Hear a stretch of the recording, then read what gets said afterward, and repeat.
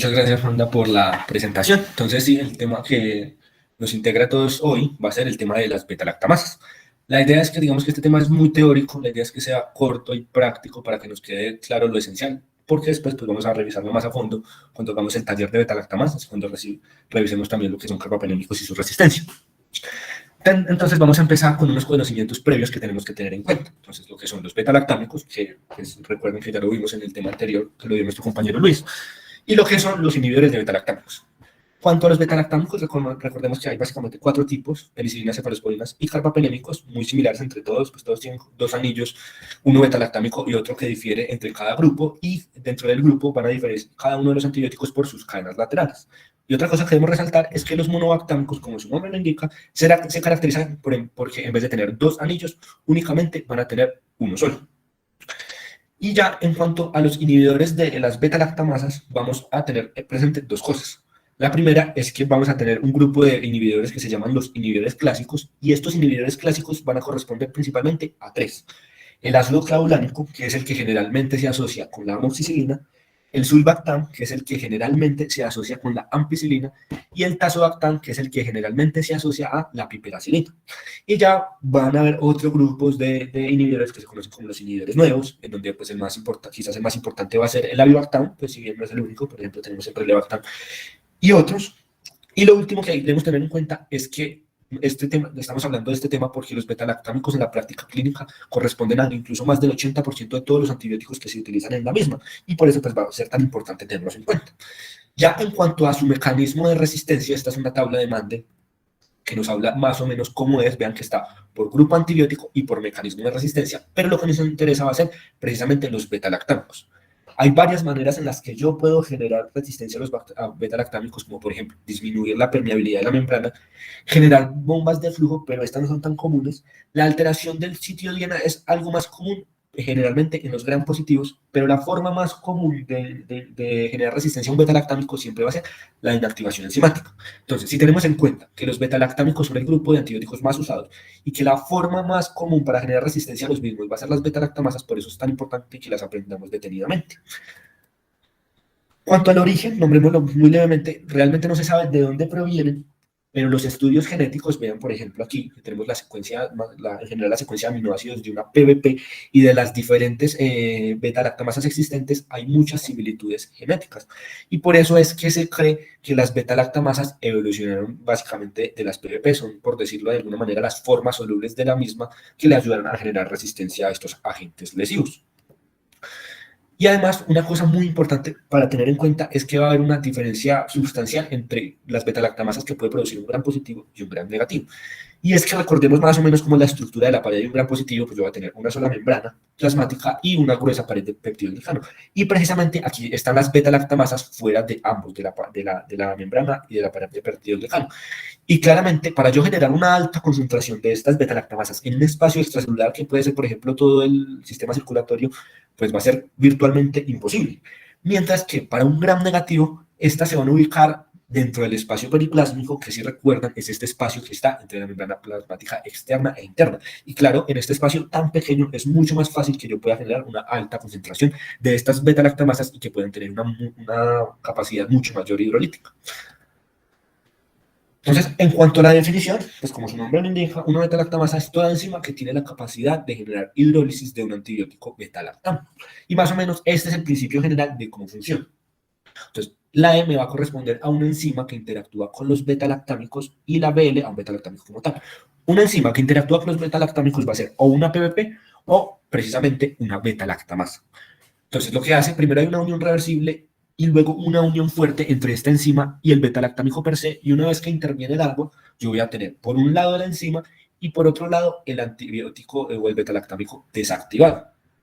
Y esto es importante porque en cuanto a una PBP, esto sucede pero muy lentamente. En últimas, a pesar de que ejerció su acción, el beta-lactámico va a terminar desactivado, pero una beta-lactamasa lo hace con una rapidez muchísimo mayor.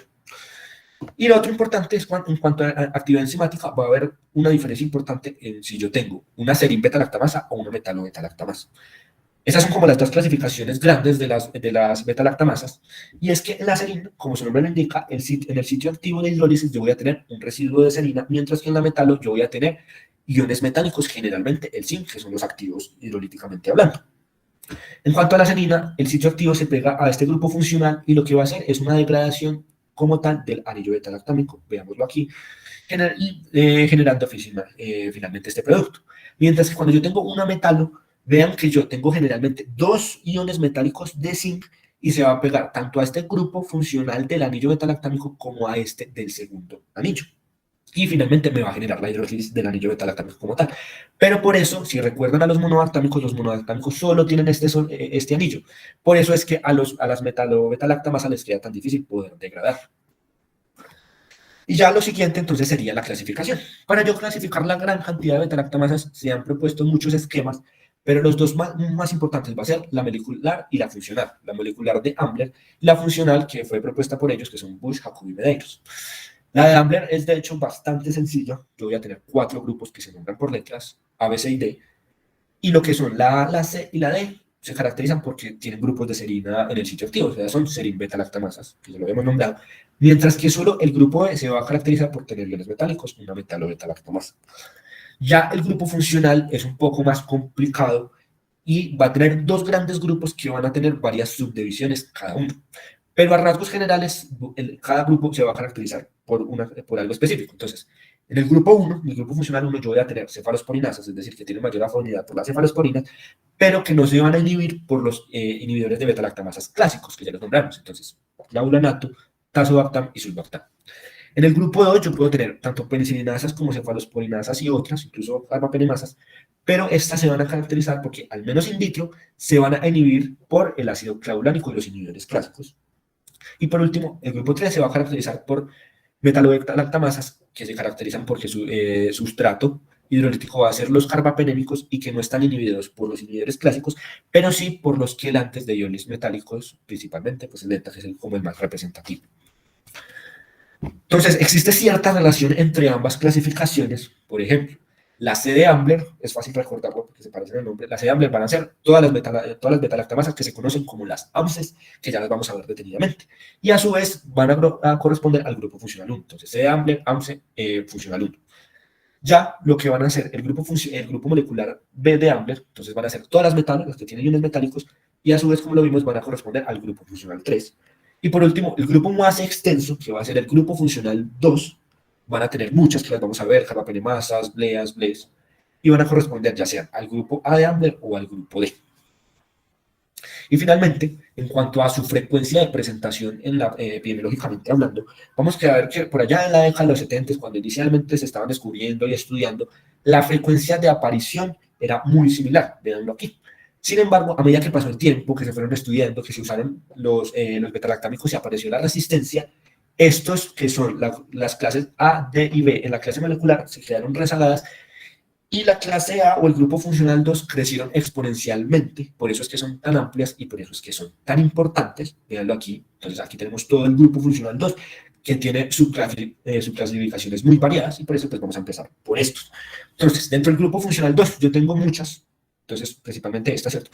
Yo voy a tener lo que son las penicilinasas de espectro reducido, las beta-lactamasas de espectro ampliado, que no se deben confundir con las que son de espectro extendido, las resistentes a inhibidores, también conocidas como IRT, y algunas carbapenemasas. Entonces vamos a empezar a hablar de cada una para que nos vayan quedando pues, más claras y nos la podamos aprender. Adicionalmente, entonces aquí vamos a hablar de lo que son los algoritmos. Este es el algoritmo que utilizamos en GRAM, el más actualizado. Existen muchos, algunos empiezan con los carbapenémicos, nosotros generalmente empezamos con lo que son las cefalosporinas de tercera generación, o sea, cefotaxima y ceftriaxona, y nos dan muy buen enfoque inicial de cómo debo yo sospechar cuál de todas estas beta-lactamasas pues, puede estar presente en el paciente. Sin embargo, también tenemos que tener en cuenta que todos estos algoritmos fallan en algunos casos porque van a depender mucho del contexto clínico, del contexto del agente etiológico o de la bacteria per se. Por eso es importante que yo conozca detenidamente cómo actúa cada una de esas beta-lactamasas, porque así me queda mucho más duro errar en el diagnóstico de la enzima per se. Y entonces ya empezando a hablar de cada una, vamos a empezar con la primera del grupo funcional 2, o sea, la 2A. Y estas van a ser las penicilinasas de espectro reducida, digamos que de las menos preocupantes que existen. ¿Cómo voy a caracterizar yo una penicilinasa de este tipo? Entonces van a hidrolizar principalmente dos cosas que tenemos que tener muy presentes. Lo que son las penicilinas naturales, es decir, la penicilina de toda la vida, la que descubrió Fleming, y las aminopenicilinas, que si recuerdan, pues van a ser la amoxicilina y la ampicilina. El ejemplo clásico, y es donde pues, se va a presentar, donde yo la puedo ver en un contexto clínico, va a ser la penicilina del estafilococo aureus, que corresponde al estafilo meticilino sensible. Y una cosa que yo tengo que tener muy presente es que puede hidrolizar las aminopenicilinas, pero no las penicilinas semisintéticas como la oxacilina. De hecho, cuando yo estoy ante un paciente en este contexto, pues la mejor opción terapéutica que yo voy a tener es este tipo de penicilinas, o sea, la oxacilina. Y para que lo recordemos más fácil, pues entonces aquí tenemos un antibiograma de un estafilococo aureus que es característico. Vean que tiene prácticamente todo sensible, a excepción de dos cosas, la penicilina natural y la ampicilina. Y aquí, entonces lo podemos ver ya en la clasificación, corresponde a la 2A, la penicilina de espectro reducido, generalmente presente en el estafilococo aureus, y va a hidrolizar con alta afinidad penicilina y aminopenicilinas, no hidroliza las oxacilinas y podría llegar en algunos casos a hidrolizar las cefalosporinas de primera generación. Pero aquí hay que tener una cosa muy presente. In vitro, o sea, en el antibiograma, eso no, digamos que no tendría por qué salir una cefalosporina de primera generación como cefazolina resistente. Sin embargo, una vez que yo estoy en la terapéutica en el paciente in vivo, por varias razones, entre otras el efecto inóculo, yo puedo tener fallas terapéuticas a pesar de que en el antibiograma sea sensible. Y por último, se va a inhibir por los inhibidores de beta-lactamasas clásicos y también, desde luego, por los nuevos. ¿Listo? Ese fue el primero que vimos y ahorita vamos a ver el segundo, que son las de espectro ampliado. No las de espectro extendido, sino las de ampliado, que suelen abreviarse como las BLEAS.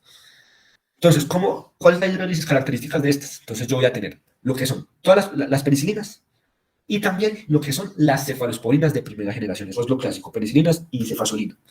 Sin embargo, en algunos casos yo podría hidrolizar cefalosporinas de segunda generación, es decir, la cefuroxima, pero jamás podría hidrolizar lo que son las cefamicinas, es decir, esas cefalosporinas de segunda generación que corresponden básicamente a la cefoxitina. Yo no podría tener, si estoy ante una blea, no debería tener una cefoxitina resistente. Los ejemplos clásicos van a ser estos dos tipos de enzimas que van a ver que en la exposición se van a nombrar mucho, las TEM y las SHB. Las TEM corresponden al paciente, se llaman así por el paciente de Temoneira, que corresponde pues, a una ubicación geográfica de Grecia, y la primera y segunda de estas enzimas fue la que apareció inicialmente y desarrolló este patrón hidrolítico. Luego, por arreglos relacionados con el sulfuro, se creó esta, que es pues, derivada de esta primera, y son los ejemplos que tenemos y en los que vamos a pensar cuando estemos ante una blea. Y una vez que yo tengo esta enzima, pues las opciones terapéuticas, digamos que son bastante claras. Entonces yo voy a tener cefalosporinas de segunda, penicilinas con inhibidor y cefalosporinas de tercera. Aquí una cosa muy importante a tener en cuenta es que habíamos nombrado que estas bleas pueden llegar a hidrolizar las cefalosporinas de segunda generación. Sin embargo, yo generalmente voy a utilizar cefuroxima en el contexto de un paciente que tenga IBU, por ejemplo. Y en la vía urinaria la cefuroxima alcanza una concentración, como muchas de las cefalosporinas alcanzan una alta concentración, entonces no es probable que hagan esta hidrólisis y por eso yo lo puedo tener en cuenta en la terapéutica. Desde luego, las bleas se inhiben por los inhibidores, entonces yo puedo tener en cuenta la penicilina con el inhibidor y las cefalosporinas de tercera pues no son inhibidas por estas. Aquí, para recordarlo, entonces tenemos un antibiograma clásico de un paciente con una blea. Entonces yo tengo una E. coli y ¿qué voy a tener yo? Entonces voy a tener cefalosporinas de tercera generación, vean aquí por ejemplo el cefotaxim que está sensible y voy a tener penicilinas que están resistentes. Además, pues no, se van a ver inhibidas por las penicilinas con inhibidores, veamos aquí la amoxicilina clavulonato que está sensible. Entonces ya lo vemos aquí en la clasificación, yo voy a tener la blea, que van a corresponder generalmente la TEM1,2 o la SHB1, y van a hidrolizar lo que son todas las penicilinas, ya sea amino o semisintéticas, también van a hidrolizar lo que son cefalosporinas de primera generación y se van a inhibir por los inhibidores clásicos y los nuevos.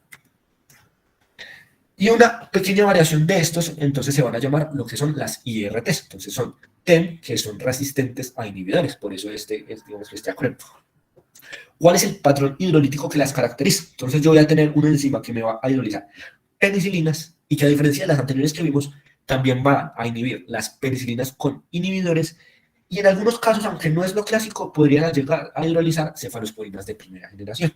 Entonces esto es básicamente una TEM, una SHB que cambiaron sus grupos de aminoácidos, su secuencia de aminoácidos y perdieron la capacidad que tenían de hidrolizar cefalosporinas para ganar la capacidad de volverse resistente contra los inhibidores.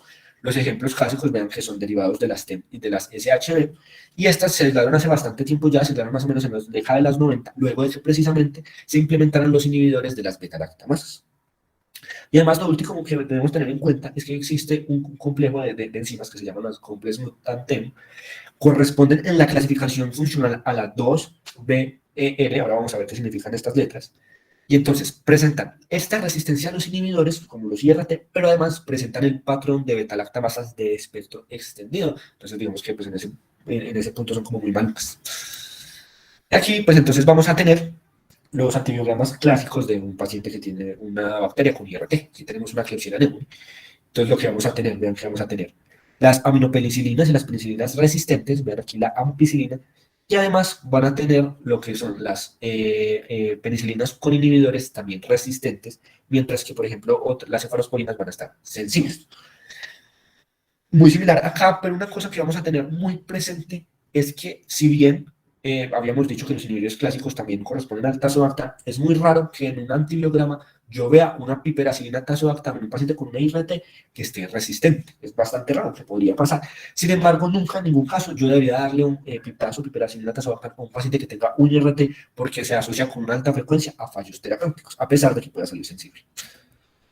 Y aquí entra la clasificación funcional, ya lo vimos, hidroliza las penicilinas, podría llegar a hidrolizar cefalosporinas de primera generación y no es inhibido por los inhibidores clásicos, es decir, clavulanate, sulbactam y pues tazobactam, como ya lo nombramos. Sin embargo, desde luego, sí se inhibe por los inhibidores nuevos, como por ejemplo el avibactam. Ya la siguiente enzima de la que vamos a hablar, entonces, va a ser la BLE, que es una de las más conocidas y de las más preocupantes y de las que está más presente en la práctica clínica. Esta la vamos a ver un poquito más a fondo, pero entonces el patrón hidrolítico característico es, yo voy a hidrolizar todas las penicilinas, voy a hidrolizar cefalosporinas de primera, de segunda, de tercera e incluso la cuarta generación con una alta avidez, pero aquí hay una excepción. Y es que en la segunda generación, entonces yo voy a hidrolizar generalmente lo que es cefuroxime, pero yo no voy a hidrolizar lo que son las cefamicinas. O sea, todas estas están resistentes, excepto la cefoxitina, que generalmente aparece sensible. Es un grupo heterogéneo que también es variación de lo que son, pues una alta proporción son variaciones de lo que son la TEM y la SHB, vean que estas siguieron cambiando sus residuos y siguieron generando un mayor espectro de hidrólisis, pero hay una que a diferencia de estas no previene de variaciones previas, que es la CTXM. Entonces, esta es una que proviene de una bacteria de especies del género Clivera, y entonces esta es básicamente una bacteria que no es patógena, pero está muy presente en el ambiente y tenía digamos que esta resistencia, y desarrolló elementos genéticos móviles, como por ejemplo un plásmido, y se lo pasó a las bacterias que sí son patógenas. Y pues así fue que se desarrolló, digamos que se generó esta resistencia. Su nombre precisamente proviene de que tienen una mayor afinidad hidrolítica por lo que es el cefotaxim. Entonces, inicialmente, cuando aparecieron, yo tenía una de estas beta-lactamasas que hidrolizaba con mucha avidez el cefotaxim, pero no tanto las otras cefalosporinas de tercera, como la ceftriaxona o la ceftazidime. Sin embargo, una vez que se empezaron a dar tratamientos a estos pacientes con estas otras dos cefalosporinas de tercera, pues fueron cambiando su patrón y fueron generando también hidrólisis ante estas. Muy importante que tanto fue la importancia de esta clase de enzimas que se volvió la beta-lactamasa y en general la beta-lactamasa en espectro extendido más extendida y más presente en el contexto clínico y epidemiológicamente hablando. Y a pesar de que algunas aún tienen mayor afinidad por el sulfotaxime, como ya lo nombraron, otras tienen mayor afinidad por el ceftazidima que por este. Por eso es muy importante que cuando yo estoy haciendo la evaluación para el antibiograma se reporten tanto ceftazidima como cefotaxime o varias de las cefalosporinas de tercera generación. Si bien esto pues no se realiza tan frecuentemente. Aquí lo tenemos en el grupo funcional, entonces vean que degradan penicilinas, degradan oximino-betalactámicos, es decir, cefalosporinas de tercera generación, cefalosporinas de primera, e incluso el astionam, no son capaces de hidrolizar lo que van a hacer los carbapenémicos, pero sin embargo, como pertenecientes al grupo, se van a inhibir por los inhibidores clásicos, como el clavulanato, y además también por los inhibidores nuevos. Entonces, aquí hay una cosa muy importante a tener en cuenta y es que cómo yo me puedo asegurar o cómo yo, digamos que diagnostico que un paciente efectivamente tiene una beta-lactamasa de espectro extendido. Entonces, lo que nos dice el CLSI es que cuando yo tenga un antibiograma, una MIG, para cualquiera de estas dos cefalosporinas de tercera generación, cefotaximia o ceftazidima, que sea mayor o igual a 2, debo realizar lo que se conoce como un test de Blé. ¿Qué es un test de Blé? Es una diferencia en tres diluciones, y pues si recuerdan las diluciones se hacen en múltiplos de 2, entonces pues 2 a la 3 es 8. Entonces, tres diluciones, 8 veces entre la cefalosporina de tercera generación que estuviera resistente y esta misma cefalosporina que se le añada un inhibidor, generalmente el ácido clavulánico, que es clavulanato, como lo podemos ver aquí. Entonces vean que yo tengo un paciente que tenía una ceftazidima que era resistente mayor a 16, pero que tenía un cefotaxim que era sensible, menor a 1. Por eso era que les decía que es importante en general que se reporten ambas, porque digamos si este paciente hubiera tenido reportada solo cefotaxim, que suele pasar mucho, muy frecuentemente, pues yo nunca me habría enterado probablemente de que tenía una BLE. Una vez que vean que pues esta es mayor a 2, entonces lo que yo hago es que le añado el clavulanato y vean que redució considerablemente su MIG. Aquí también esto pues, debería parecer resistente, pero no.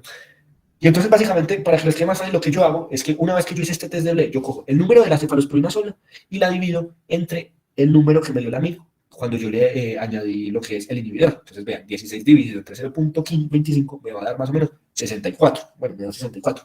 Y entonces, si este número, este resultado me da mayor o igual a 8, pues yo tengo un test de BLE positivo. Veanlo aquí también, por ejemplo, se hizo también con este cefotaxim que estaba resistente. 32 dividido 1, pues me da 32, entonces también es un test de BLE positivo. Y ya en cuanto a un acercamiento muy breve de lo que es la terapéutica para un paciente que presenta una BLE, va a depender de muchísimas cosas, el contexto clínico, el agente etiológico, el enfoque que yo le dé una vez que le realicé el antibiograma o alguna molecular, pero hay algunos principios que yo debo tener muy en cuenta, muy presente cuando yo trato al paciente con BLE. El primero es que, si usted lee una revisión que hable sobre metalactamasas de espectro extendido, muchas de ellas les van a decir que el tratamiento de elección son los carbapenémicos, y es que efectivamente los estudios muestran que es el mejor, que tienen el mejor desenlace clínico. El problema es que, a la larga, como la historia ya nos lo ha demostrado, si yo empiezo a darle a todos los pacientes que tengan BLE, que de por sí son muy frecuentes, carbapenémicos, pues al último lo que yo voy a tener es carbapenemasas por montones y pues voy a estar en un escenario crítico a nivel mundial. Y es por eso que los métodos ahorradores de carbapenémicos son muy importantes porque nos ayudan a evitar esta resistencia. Entonces yo debo darle carbapenémicos solo cuando esté indicado y no solo pues, cuando yo vea una BLE ya. Además, las penicilinas con inhibidores, como ya vimos, in vitro, son inhibidas, inhiben las BLE, perdón, estos inhibidores, pero en general no son recomendables por la alta probabilidad de que yo tenga un fallo terapéutico por distintas razones.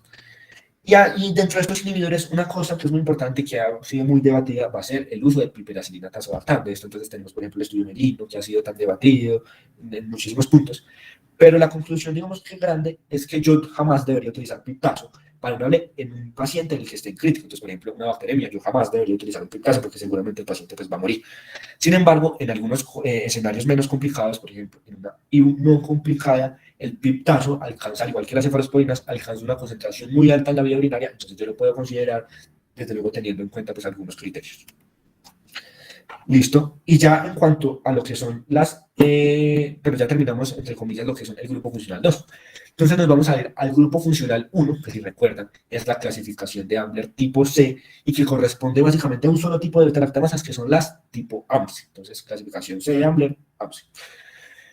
¿Cuál es el patrón que presentan estas? Entonces, se caracterizan porque son cefalosporinasas, entonces, degradan penicilinas, pero con mayor avidez degradan cefalosporinas. Y además, a diferencia de las BLEs, sí son capaces de hidrolizar las cefamicinas, es decir, generan cefoxitina resistente y pueden llegar a hidrolizar fácilmente lo que son cefalosporinas de tercera generación. Se caracterizan porque estas sí no se inhiben por los inhibidores clásicos, aunque en general, digamos que nunca se inhiben, prácticamente nunca se inhiben por lo que es el clavulanato, pero algunas podrían inhibirse por el tazobactam o el sulbactam. Y en general, dos antibióticos muy importantes que voy a tener en cuenta es que el cefepime, que si recuerdan es una cefalosporina de cuarta generación, no, digamos que no se hidroliza fácilmente por esta y es una excelente opción terapéutica para yo tener en cuenta cuando tengo un paciente con NAMS. Y además el estridam sí lo puede hidrolizar, pero con muy baja avidez, entonces digamos que es un buen marcador si está reportando un antibiograma para yo sospechar que tengo un NAMS. Entonces, ¿cuáles son, digamos que las pistas claves que yo puedo tener para sospechar que yo puedo tener un paciente con NAMS? Entonces van a ser que yo tenga en el antibiograma resistencia a las cefalosporinas de tercera generación, que yo tenga además las cefalosporinas de cuarta, es decir, básicamente el cefepime, estos estén sensibles, que el astronam tampoco aparezca resistente, y por último, quizás el más importante, va a ser que haya resistencia a las cefamicinas, es decir, a la cefoxitina. Estas cuatro son como las pistas principales.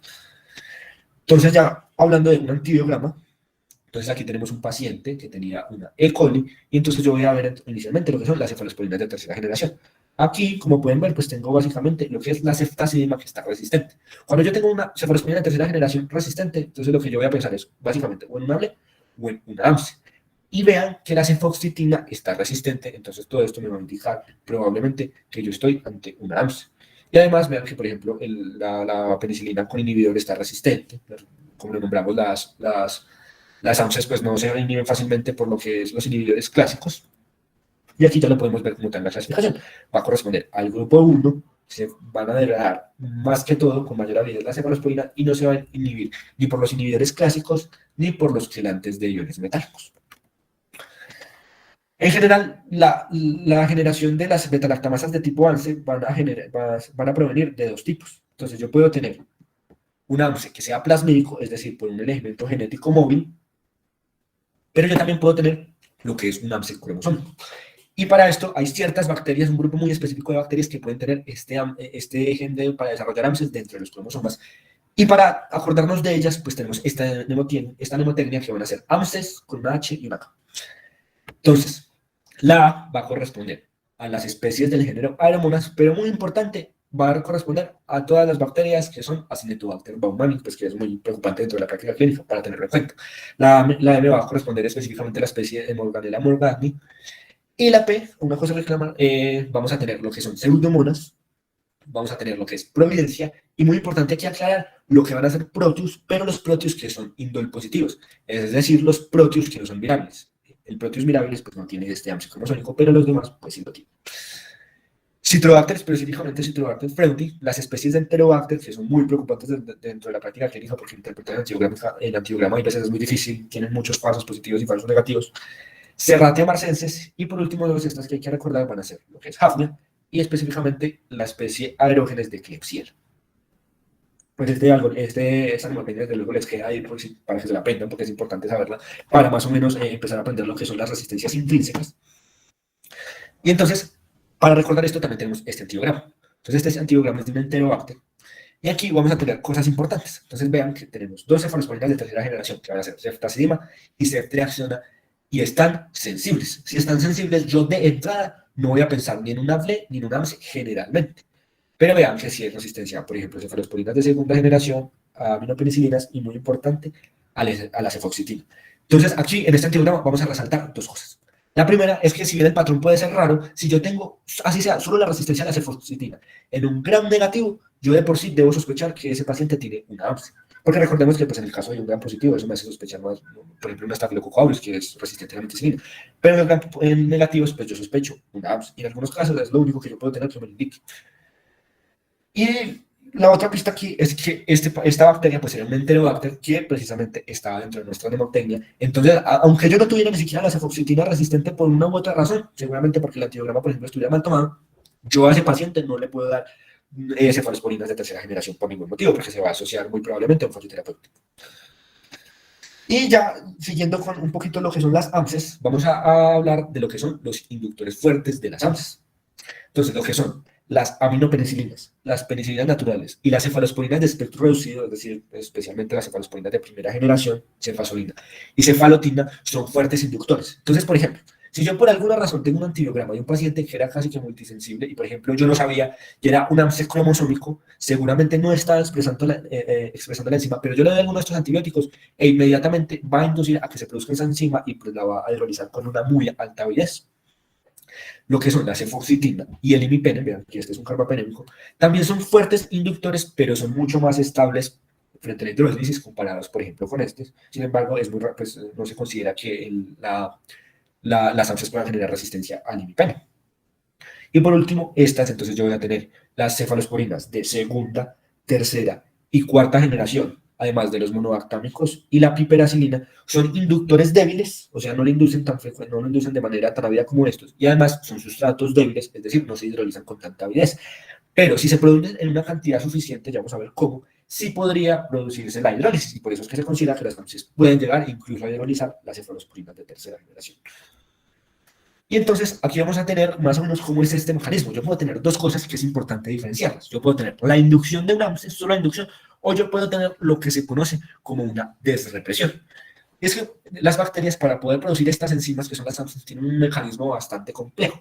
Va a depender de, entre otras cosas, moléculas asociadas al daño de productos de degradación de la pared. Entonces, por ejemplo, si yo le doy a esta bacteria un beta-lactámico, esto, pues como interviene precisamente en la pared, esto va a generar productos de degradación, estas van a pasar entre la membrana celular y van a llegar a ser básicamente ligando de este que es el promotor, que se conoce como AMPR de las AUCES.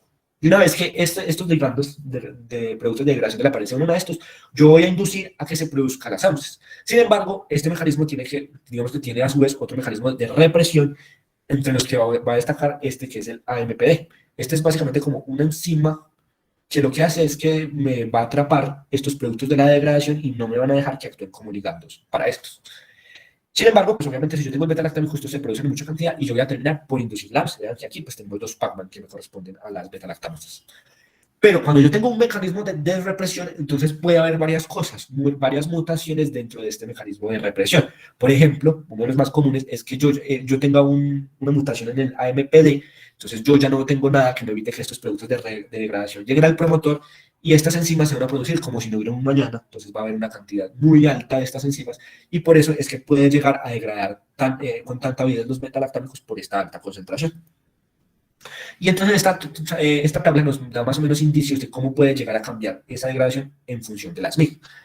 Y también en función de dos especies que van a ser Enterobacter cloaci y Pseudomonas aeruginosa.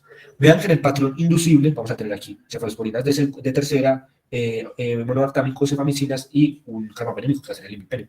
Vean que en general, incluso en un patrón inducible, los oximino-beta-lactámicos, es decir, estos van a tener una MIG bastante baja. La cefoxitina, si no, pues va a tener de por sí, incluso en un patrón inducible, una MIG muy alta.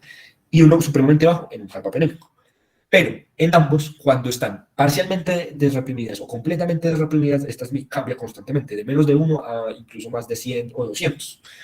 Y vean que, por ejemplo, va a depender mucho también estas MIGs de cuál esté hablando. Entonces, por ejemplo, en el Enterobacter cloaci, la ceftazidima, que tiene cierta estabilidad contra las AUCES, en esta especie específicamente llega a alcanzar una MIG bastante alta. Pero en Pseudomonas, si recuerdan, la ceftazidima es una de estas cefalosporinas que es anti-Pseudomonas.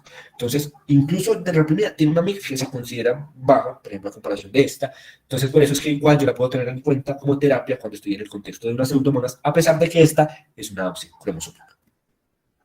Y ya finalmente, para terminar, y como para terminar de hablar de la clasificación, entonces yo voy a hablar de lo que es las carbapenemásicas. Muy someramente, porque como ya les dije al principio, lo que es los carbapenémicos y su resistencia se van a hablar en otra charla específicamente de estos. Pero para que lo recuerden y para que lo tengan presente en esa charla, las carbapenemasas dentro de la clasificación funcional van a corresponder de 3 tipos. Entonces yo voy a poner la primera que aparece en la clasificación funcional, va a ser la 2DF. Y estas van a corresponder a las carbapenemasas de tipo OXA, y el representante que más aparece o más representativo va a ser la OXA 48. Pero en general, ¿qué es lo más importante de estas 2DF?